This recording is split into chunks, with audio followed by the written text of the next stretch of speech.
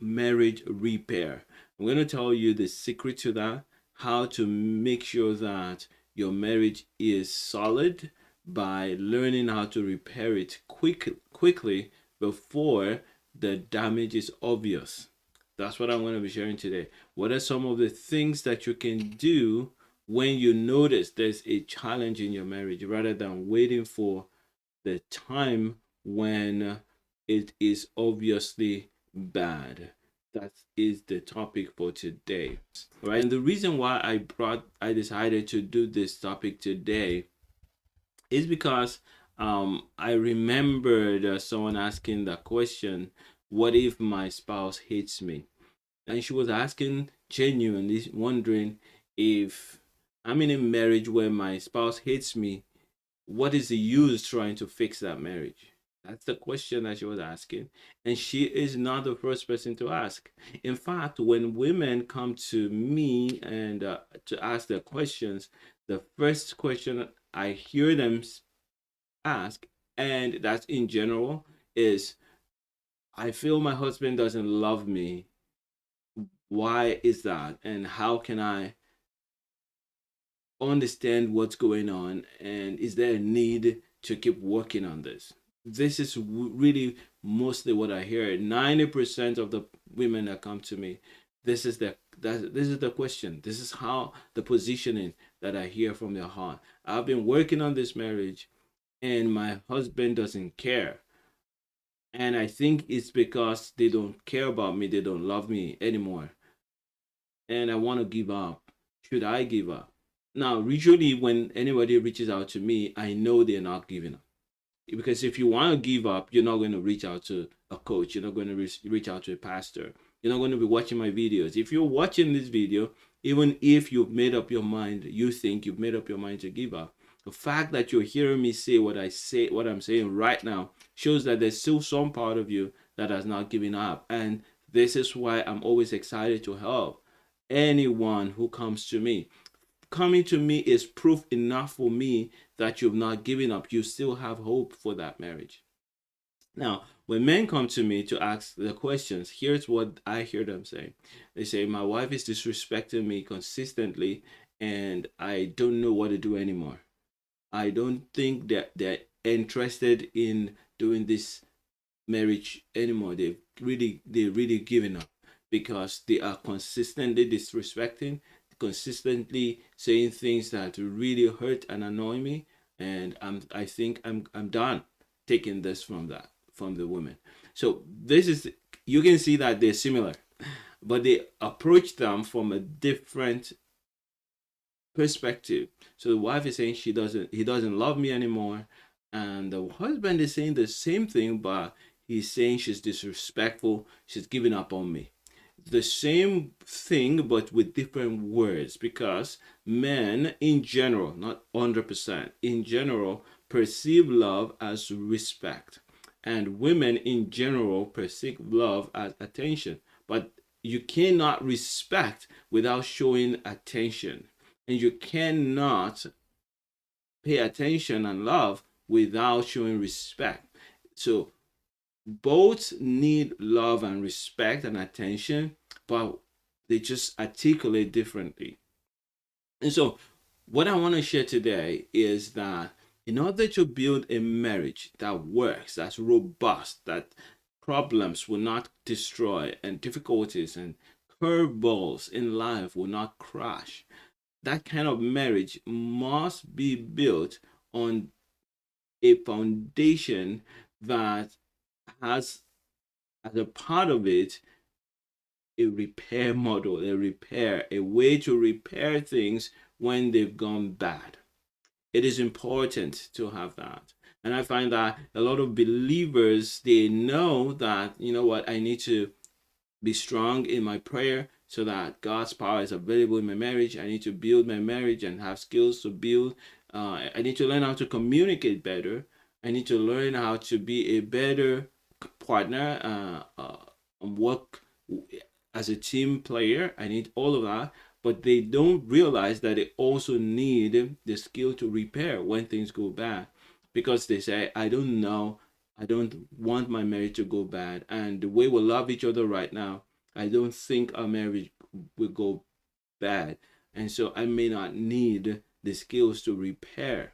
But I find that every marriage needs that, because whether you like it or not, you will find that your spouse will do things that hurt you. And they do not do that with the mind of hurting you. They are just being themselves. They may even be trying to bless you, but you get hurt because you are not from the same foundations. You don't have the same upbringing. You don't have the same tastes in everything. You may have the same taste in some things, but you don't have the same tastes in everything. You don't see things all the time from the same perspective. And as a result, they may speak in a way that will hurt you, act in a way that will hurt you, refuse to act in a way that will hurt you. One way or the other, you're going to be hurt. And this is different from conflict resolution. It is repair, marriage repair. Because you may even complain and say, you know what you said hurt me, and their response will hurt you more. This is when you trigger the repair mode for your marriage. All right. So usually before I start to help a person fix their marriage, I want to know where they are, what is going on. And I found that a lot of times before people reach out for help, especially for marriage, they've tried to do everything that they can. And it's the same in most things. Before anybody gets help, there must be a kind of understanding that you're not able to do it by yourself at the rate at which you want to do it, right? Or you just don't know how to do it. So if you don't know how to do it, then you get help right away. If you think you can do it, but it's going to take you much longer, you also get help. And so before people reach out for help, they've tried a lot. And so when they get to me, when I'm trying to help them, they are saying to me, I'm exhausted. I don't have any more energy to do anything because I think this person doesn't love me. I think my spouse has given up. And how did they get there? Because they try to repair without understanding the marriage repair secrets. They don't know how to repair marriage, and they tried. So they keep working on the wrong things. Before I became a full-time pastor, I had a company that repaired computers, fixed networks, just supporting small businesses with all their technology problems or issues. Yes, that's what I did. I helped them set up their computers, purchase new ones, set up their printers, set up their local area networks, set up their website. So just support the small business. Instead of hiring a tech person, you hire my company and I'll provide that. And many times when clients will call me to say something is wrong, I would have to troubleshoot that and figure out what is wrong. Most of the time, what the client thinks is wrong is not what is wrong. They see the symptoms and they assume that the problem is where they see the symptoms. But because I know how these things work, I know how this network is set up, many times I can determine where the problem may be located just by listening to them tell me the symptoms that they see. So usually when you find that there's a challenge in your marriage, what most people do who do not understand marriage repair, because they've not learned the secrets, which I'm going to share with you today, they try to solve the symptoms. And so when a man sees his wife not submissive, quite disrespectful in his own way, in his own from his own perspective, how he feels it, he thinks that I need to get her to respect me. And in order to do that, he tells her, you are being disrespectful. That is disrespectful. That ought to fix the problem, but you're fixing the symptom. Usually what we do when we find that the mouse of a computer is not functioning, so you move your mouse and the cursor is not moving, we have few things to check. We don't just assume the mouse is bad. We just don't assume the mouse is not sending signals to the system. We test it to check where is the problem. Could it be that the mouse is sending signals but the computer is not receiving it? Could it be that the mouse is unplugged? There are many things that could happen. So we check them, we isolate the problem and fix it. And so when a man sees that the spouse, the wife, is becoming disrespectful, rude in her disposition, from his own perspective, there are ways to look at it. It may be in two ways. Maybe she's coming closer and she's feeling closer, and so she's speaking and talking in ways that she would talk to her best friends, her girlfriends. And usually 90% of the time, that way of talking is feels disrespectful to most men. All right. And because of that, some men try to say, you're being disrespectful. And the moment he says that, she feels um, a lack of disconnection. It's like I'm trying to show how much I love you, and you are pushing back at me. You are angry at that, and that brings a break. Now, if they're strong and they understand marriage repair, they're going to look for the symptoms. But usually they won't. So she also may not look into the symptom. Why is he saying I'm disrespecting him? She would just wonder, maybe he's disconnected. He doesn't love her, and this is where the problems. That's how the problems continue to spiral. They may resolve it right there and say, "Okay, I'm sorry. I didn't mean to snap at you." So usually the man will say that because he was stressed also. So when you add that disrespect from his own perspective to his stress, he just blurts it out. How he blurts it out is another symptom. And when he adds that symptom to the symptom of misinterpreting the wife's gesture, they only solve the easiest one to solve, which is, I'm sorry for snapping at you, and both of them, they reconcile. They haven't reconciled. The problem is not yet solved. It's just preparing, it's just building up for more. And some of these things, as little as they are, they just continue to grow and become bigger problems. And so when we are solving a problem, in any situation, whether in a marriage or in real life, in other areas of life, you need to isolate the problem and know what the problem really is from. And that's what I do with people. So if you come to my office and you sit down with me and you say to me, my wife is very disrespectful. She has no regard for me. She wants to wear the pants in the home, and she commands me do this, do that. I'm fed up. I don't want that. Or she says she needs space. She doesn't want to talk to me. She has moved out of the room, and the marriage is almost gone. I'm just hanging in there, wondering what happened to this woman. Now, when a person says that to me, I don't immediately begin to try to solve the problem that they have identified. I want to see where it's coming from. What's the real source of that? So we need to isolate that problem. And in order to isolate, what do? We replicate it. We try to bring that back up. So I begin to ask questions to find out, where did that problem come from? When did you first notice this problem? Has it always been there? Can we replicate it? What is an example that shows to you what you're saying? Why I do that is because most times we interpret things the way we're wired, with lenses on.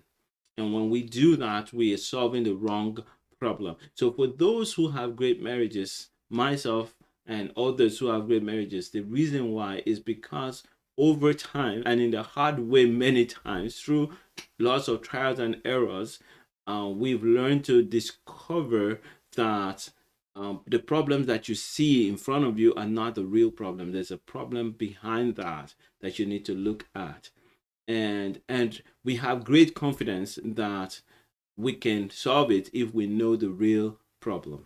All right. So I want to go quickly and share with you 3 points that you can take from here if you want to be better at resolving and solving and fixing problems in your marriage. And no matter how big your problem is right now, this is the same skill and strategy that you must use. It's what I use with all my clients to help them move out of wherever they are and move them to the place where they want to be. Our first point is here. You must figure out the problem.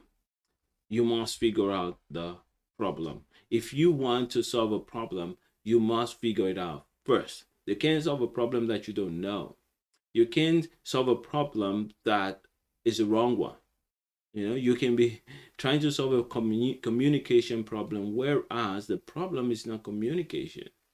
It's the hurt that the person has carried from their home. Sometimes it's real unforgiveness to their uncle or father or other male figure.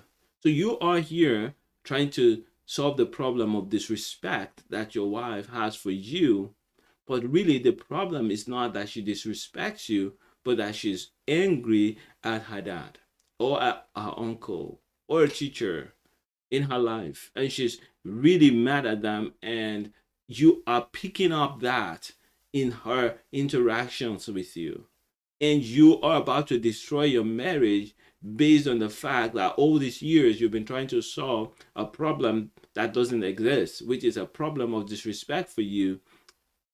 That is not really the problem. The real problem is that your wife is suffering from unforgiveness that that she has because of a trauma or pain that she suffered when she was growing up from a dad, an uncle, a male figure in her life. She carried that baggage and she brought it into the marriage, and you are perceiving or as receiving the remnant of it. You're suffering from a pain that has been buried. And so if you try to solve that problem, you're gonna solve it for the rest of your life, and you're not gonna get it out because you're solving the wrong problem.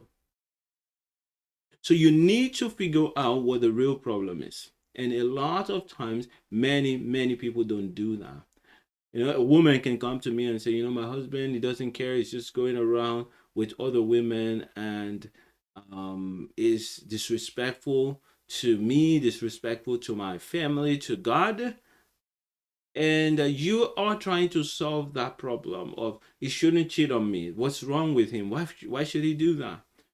Whereas that's not the real problem. He is cheating on you as or you are seeing all of these things that he's doing, disrespectful, flirting with other women, going around with women. You're seeing all of that, and you're thinking that he's doing it for you because he doesn't care about you anymore. He's made up his mind that he doesn't want to marry you, doesn't care about you. Whereas he is suffering from a lack of true salvation, or he doesn't understand, he doesn't know God, or he doesn't recognize that he has a pain that he is always trying to cover up by finding people who praise him all the time. There's a deep emotional problem, and in order to feel that emotional problem, he has learned how to make the women around him look up to him and praise him, and that makes that hole that's in his heart to get filled. He doesn't know how to allow God to do that, and so he tries to do that, and in doing that, it hurts you, and you will be spending all your time, hours and hours, years after years, sometimes decades, trying to solve the problem of his disregard for you, not knowing that his real problem is different. So we must figure out the problem. Now, when we figure out the problem, what next do? We isolate the problem. And how do we do that? What I mean by we isolate the problem is that we take the problem as a problem, and we allow every other area that is not a problem to be left alone. I find that a lot of people, a lot of couples don't know how to do that, and so they continue to struggle. But for those who are married and are doing well, what they've learned to do is when they see a problem, they don't allow that problem to bleed into other areas of their lives. They isolate the problem and solve it. If there is a problem, you isolate that problem, you deal with that problem, and you don't allow that problem to carry on to the others. So when you and of course the way we did that when we're fixing computers or anything is if we have a good part, we'll remove the one that is bad, and we'll connect it and see if it works. So for example, the mouse problem. Your mouse is you're moving your mouse and it's not the cursor on your system is not moving. We replace the mouse right away. Take the mouse, put another one, and we'll discover that maybe it's not the mouse because the same thing is happening. It's not moving. So we know that the problem must be somewhere else. So we keep going. When we find that problem, we then fix it. So even if the mouse was a problem, right? Even if the mouse was a problem, we can fix the mouse. We don't just throw the mouse out. It may be just a connection problem. So we once you isolate the problem, you take that part and you deal with it. So in a relationship, how that works is if you find that the problem is not with you, it doesn't mean that you're not going to be feeling the problem like a man who's been disrespected by his wife. It's not like you won't feel the disrespect, but you no longer deal with that area. You don't longer allow that to bleed into your prayer life with her. You don't let it bleed into your finances with her. You don't let it bleed into the connections with her and the children. You isolate the problem and you say to her, I notice that you do this. Can we explore it more? What is going on? You're trying to bring solution to it without allowing it to color your behavior to her in other areas where she's good. And when you do that, she can sense that. She senses, look, oh, this my husband is genuinely interested in this particular problem, and she is not completely disconnected from me. And this is why when a person comes to me and say my husband doesn't love me or hates me or my wife disrespects me and so she doesn't want the marriage, I know that I can help them because they are not saying the right words. If they had said to me, my wife is always disrespectful to me, and I know that she doesn't mean it because she does other things that make me know that she's all right, but I still hear her say disrespectful words, I know they're already on the way to fix that problem because they've isolated the problem. They have taken that problem and they're talking about it. They're not completely trying to throw out the marriage based on a problem. All right, figure out the problem, isolate the problem, and then fix the problem. That's how we usually fix things. Now, having known that, I've discovered that there are some secrets to making sure that you're able to figure out the problem, isolate the problem, and then fix the problem in your marriage. You may not know how to do that if you don't follow the next three steps that I'm going to share with you. Now, once you can figure out the problem, you are more than halfway through the problem solving. Yes, figure out the right problem. Don't solve the wrong problem. Majority of you who are not skilled in this, you most likely are solving the wrong problem. When I sit down with people, I find out what they call the problem is not the problem. Sometimes the problem is with the one sitting in front of me, not the person that they've come to complain about. And it can be very stressful and difficult for some of the people I work with when I don't rush into a conclusion that the problem that they are calling the problem is a problem, and rather I prefer to work with them and try to replicate. Because if we don't do that, we will solve the wrong problem, right? We'll solve the wrong problem. So key takeaway from what I've said so far is that you do not want to solve the wrong problem. You need to know how to find the right problem, isolate it, and fix it. Now, how can that? What makes that easier? Why is it that I can sit down with a person who's been struggling for 5 years, 10 years, 15 years with their marriage, and I'll sit down with them in 30 minutes, 45 minutes, and I can draw up a plan that can change their marriage within 45 minutes. Why is that? Because number one, I have confidence that any marriage that is exposed to perfect love can be restored. I believe that. I believe that marriages can be transformed when they are exposed to perfect love. And I have confidence. So confidence makes a big difference, because when you have confidence that you can solve a problem, you will also have confidence and patience to really look closely at the problem. When you are so emotionally close and attached to a problem, the chances of you seeing it properly are very limited. When you are hurt and you're feeling pain in your legs, it's difficult for you to wait and check if the pain really originates from another organ in your body. But when a doctor who is knowledgeable as and has gone through experiences like that has this idea that when there's pain in the leg, there are 3 or 4 other organs that could be responsible for that, they would not be in a hurry like you to start rushing to care for the pain that you feel in your leg. They will check all the other organs, and they may be able to quickly solve that problem that you've been trying to manage for years by trying to remove the symptoms from the leg by going straight to the organ that's problematic and fix that organ. And so that's why I'm able to help people, because I have this great confidence that if you really expose any problem in a Christian marriage to perfect love, you can solve it. And so confidence is the first thing. You must have confidence that with God on your side, with God's presence in you, and with God's word with you, no problem is impossible for God to solve. That confidence helps you to be patient and to troubleshoot properly. And of course, if you have this understanding that I'm sharing with you now, that most of the symptoms that you see do not originate from where you think they're from, they may be from somewhere else. That knowledge alone can help you slow down your reaction, and you're already on the way.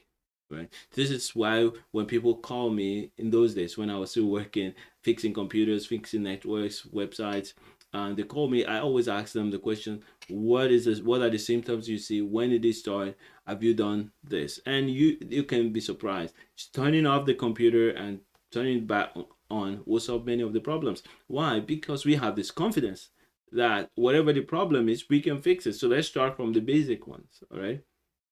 And then escalate it and keep working on it. Right. So confidence works. The second thing is tackling the issues quickly and in the right order. Tackling the issue. So systematically checking what is wrong. This is what gives the confidence to really find the problem. You tackle the small issues regardless of how big they are or how little they are. You tackle them right as they come in order. When I talk with people, I see that sometimes they're so much in a hurry to jump to the next topic. They want to jump to what the other person did to hurt them. This is how I reacted. And many times they will minimize the negatives that they did and then amplify the negative of the other. They will amplify their own positive and minimize the positive of the other. I'm so used to that right now. It doesn't bother me how they say it. I always correct it. There's always a measure of correction that I put. Sometimes I may be wrong, but it always helps me to be more objective and balanced. And so when I listen, the next thing I do is check what are the little steps that we can solve right away to make sure that we are not misinterpreting. So take little steps, solve the problems, the important steps from the beginning, solve them, take care of them.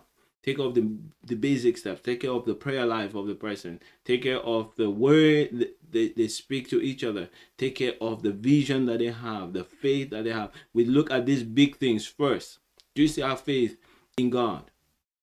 If a person doesn't have any faith in God, and I notice from that speech that they don't have faith in God, I have to deal with that first. We deal with the big things first. Turn off your computer and reboot it. Why do we always ask that? Because if you do not do this basic solve this basic part and you start going to the deep things, you're going to waste a lot of time.